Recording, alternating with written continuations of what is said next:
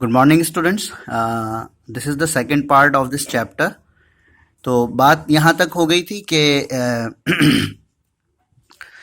I was going to say something ordinary so that I could get out of the situation. जो situation create हो गई थी वहाँ पर आइंस्टाइन से टॉकिंग के दौरान, उस सिचुएशन से बाहर निकलने के लिए नैरेटर ने या जेरोम व्हीटमैन ने कुछ ऐसी बात कहनी चाहिए, साधारण सी सिंपल सी बात कहनी चाहिए ताकि वो सिचुएशन से निकल सकें।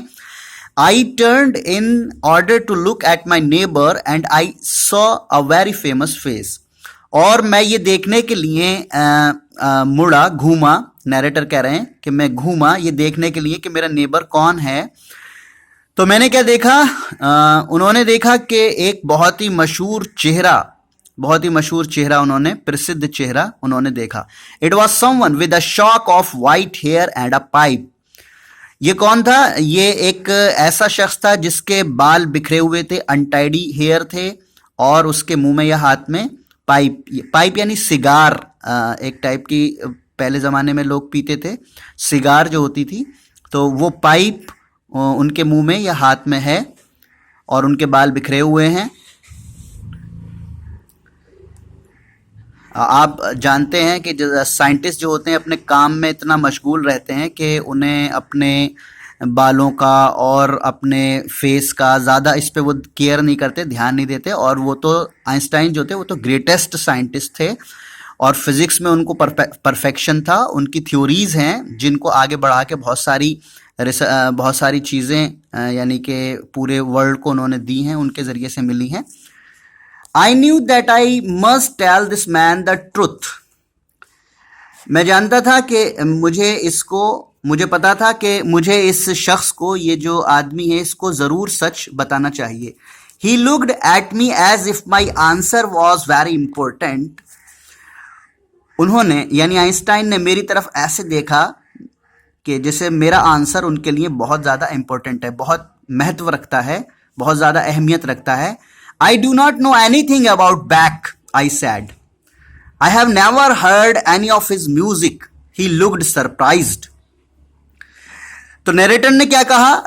आइंस्टाइन से ये कहा उन्होंने कि उन्होंने कहा कि मैं बैक को नहीं जानता, मैं बैक के बारे में कुछ नहीं जानता और मैंने बैक का म्यूजिक कभी नहीं सुना है। तो आइंस्टाइन ही लुक्ड सरप्राइज, ये सुन के बड़े हैरान हुए, वो हैरान से दिखने लगे बहुत ज्यादा। You have never heard of back, he asked. Einstein ने पूछा, तुमने कभी भी बैक के बारे में नहीं सुना?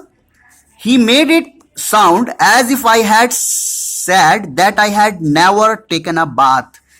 जो मैंने जवाब दिया था उस जवाब को सुनकर आइंस्टाइन ने जो बात की मुझसे, जो साउंड निकाला, आवाज निकाली, वो ऐसी आवाज निकाली कि जैसे मैंने ये कह दिया था उनसे कि मैं कभी नहीं नहाया हूं। ये सुन के कि मैंने कभी बैक का म्यूजिक नहीं सुना है या मैं बैक को नहीं जानता, ये सुन के वो इतने हैरान हुए Einstein. I would like to understand music so that I could understand back, I said. फिर नैरेटर ने कहा कि अगर मुझे म्यूजिक पसंद होता ये वाला क्लासिकल, तो मैं बैक को भी, अगर मुझे ये म्यूजिक समझ में आता तो मैं बैक को भी समझ सकता। But I am not able to, I am tone deaf. लेकिन मैं इस म्यूजिक को नहीं समझ सकता, मैं इसके एबल नहीं हूं कि इस म्यूजिक को समझ पाऊं। और मैं कौन हूं? आई एम टोन डीफ, मैं टोन डीफ हूं। मुझे म्यूजिक का जो पिच है, उतार चढ़ाव है, वो समझ में नहीं आता है, नैरेटर ने आइंस्टाइन से कहा।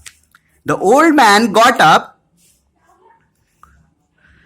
वो आइंस्टाइन वहां से खड़े हो गए। You will come up with me? He asked. और उन्होंने मुझसे पूछा, तुम मेरे साथ ऊपर आओगे? I just remained seated. लेकिन मैं अपनी सीट पर बैठा रहा। I am requesting you to come with me, he said again. Einstein ने दोबारा कहा, मैं तुमसे दरखास्त कर रहा हूं, रिक्वेस्ट कर रहा हूं कि तुम मेरे साथ आओ। So I went up with him. He took me to a room room which had a gramophone in it and asked, "What kind of music do you like?" So I went up with him. तो मैं उनके साथ ऊपर चला गया। वो मुझे एक कमरे में लेकर गए आइंस्टाइन, जहां पर एक ग्रामोफोन रखा हुआ था। ग्रामोफोन, डियर स्टूडेंट्स, आप जानते हैं ग्रामोफोन जो होता है पुराने ज़माने का, वो क्या था, जैसे टेप रिकॉर्डर्स होते थे। अब तो इस वक्त डिजिटल का ज़माना है, तो जिसमें म्यूज़िक, कैसेट रिकॉर्डर, ये सारी चीज़ें जो होती थी, इसी तरह से गाने, म्यूज़िक प्लेयर, आप you can say music player. Gramophone क्या था? म्यूज़िक प्लेयर था उस टाइम का। What kind of music do you like? और उन्होंने कहा कि तुम किस तरह का म्यूज़िक सुनना, what kind of music do you like, तुम किस तरह का म्यूज़िक पसंद करते हो? Well, I answered, I like songs which have words and the kind of music where I can follow the tune. तो मैंने जवाब दिया कि मैं गाने पसंद करता हूँ जिसमें वर्ड्स हों और जिसकी म्यूजिक को मैं समझ सकूँ, उसको फॉलो कर सकूँ। He smiled and nodded, obviously pleased, वो मुस्कुराए, सर हिलाया, यकीनन के खुश हुए। You can give me an example perhaps, और उन्होंने कहा कि तुम मुझे को एक एग्जाम्पल दे सकते हो इसका?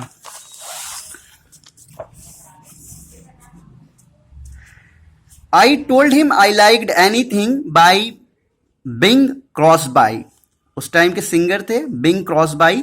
तो नैरेटर ने कहा कि मुझे बिंग क्रॉसबाई का कोई भी चीज़ आप सुनवाइए, वो मैं पसंद करता हूँ।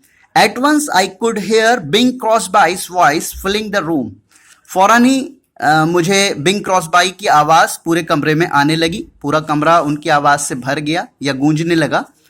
Now can you please tell me what you just heard, he said. और आइंस्टाइन ने अब कहा नैरेटर से, अब क्या तुम बता सकते हो कि तुमने क्या सुना? The simplest answer seem to be to sing the lines, so I sang it back to him. तो जवाब सीधा सा था, सिंपल सा था कि उन लाइन्स को, जो लाइन्स बज रही थी, उनको मैंने गाना शुरू कर दिया। He smiled, you are not tone deaf, he said. वो मुस्कुराए और उन्होंने कहा तुम टोन डीफ नहीं हो, ऐसा नहीं है कि तुम्हें म्यूजिक के बारे में कुछ पता नहीं है। आई told him this was one of my favourite songs. मैंने उनसे कहा कि ये तो मेरे जो पसंदीदा गाने हैं उनमें से एक है। Something I had heard hundreds of times, और कुछ चीज़ें ऐसी होती हैं जिनको हम बहुत बार सुनते हैं। So it did not really prove anything, so इससे कुछ भी साबित नहीं होता कि मैं टोन डीफ नहीं हूं। इससे ये तो साबित नहीं होता कि मैं टोन डीफ नहीं हूं, ये तो मैंने बहुत बार सुना है। अब आइंस्टाइन ने क्या कहा? Nonsense, sad